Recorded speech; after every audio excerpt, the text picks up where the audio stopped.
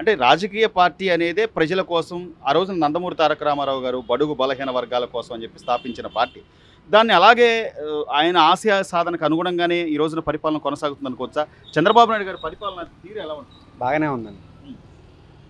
Guarantee సాగిస్తారు కూడా, బాగానే చేస్తారు కూడా, ఇబ్బంది ఏం లేదు.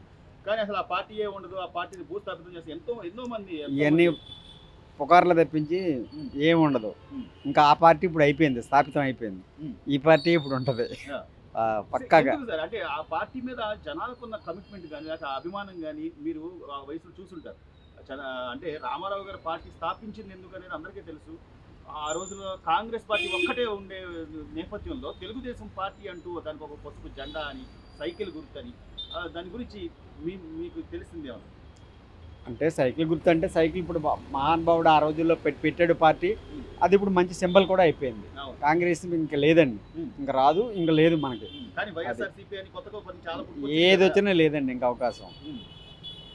దానికి ఇచ్చారుగా, అందుకే ఇచ్చారు, మనకు చూపించాడు కదా. దానికి తోడు ఇప్పుడు పవన్ కళ్యాణ్ ఒకటి కలిశాడు. కూటమి కొద్దిగా బాగానే ఉందండి, ఇబ్బంది ఏమి లేదు.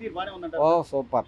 చంద్రబాబు నాయుడు గారు అనేప్పటికీ సార్ ఆయన రోడ్లు బాగుండాలి, రవాణా వ్యవస్థ బాగుండాలి, ఉద్యోగాలు రావాలి, డెవలప్మెంట్ చూసుకుంటాడు ఆయన, అంతేగాని డబ్బు గిబ్బు కాదు. ముందు డెవలప్మెంట్ చూసుకుంటాడు, రోడ్లు చూసుకుంటాడు, అభివృద్ధి చూసుకుంటాడు, అంతే తప్పించి వేరే ఏం కాదు. ఆ తరహాగా ఆలోచించి అంటే ఒక 10-20 ఏళ్ళు ముందుగా వెళ్ళి విజన్ 2020 అని కానీ లేదా ఇప్పుడు 2047 అని కానీ అంత ఉన్నతంగా ఆలోచించే వాళ్ళు ఉన్నారంటారు? లేరు. ఆయన బ్రెయిన్ ఇంకెవరికి లేదు, రాదు కూడా. అంత బ్రెయిన్ ఆయన. అలాంటి వ్యక్తిని తోలనాడతారు కదా. ఏ మాటలో రాజకీయం కదా, తప్పదో అని అంటుంటారు. కాకపోతే ఏం ఇబ్బంది లేదు, బాగానే చేస్తాం. సో తెలుగుదేశం పార్టీ అనేది ఈ రోజున అన్నార్థులకి 5 రూపాయల అన్నా క్యాంటీన్లు అని కానీ లేకపోతే ఉచిత ఇసుకని కానీ ఇవన్నీ అన్నీ పర్లేదు, బాగానే ఉన్నాయండి, ఇబ్బంది అయితే ఏం లేదు. సో తెలుగుదేశం పార్టీ అనేది జనాల్లో ఉంటుంది, గ్యారంటీ ఉంటుంది. ఏంటి గ్యారంటీ ఉంటుంది కూడా. మళ్ళీ జగన్ బాబు అంటూ కనిపీడు కూడా. లోకేష్ కూడా పర్లేదు. లోకేష్ కూడా ఫస్ట్ లో కన్నా ఇప్పుడు బాగా డెవలప్ అయ్యాడు, కొద్దిగా పర్లేదు, అన్ని బాగా.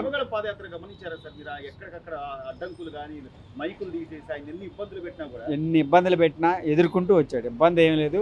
లోకేష్ కూడా పర్లేదు, డెవలప్ అవుతాడు, చేస్తాడు కూడా. ఆయన కూడా మంచి మంచి కంపెనీలు వస్తాయి, పర్లే. అంటే పార్టీ అంటే ఏదో జనాల్లో ఏదో వాళ్ళు ఉన్నారులే అనేది అంటారా, లేకపోతే మనసుల్లో ఉన్న అభిమానం అంటారా? మనసులో ఉన్న అభిమానం, అంతేగాని ఇవన్నీ మాటలు. అభిమానం అయితే ఉంది, కూటమి అయితే గ్యారంటీ ఉంటుంది, ఇబ్బంది ఏం లేదు.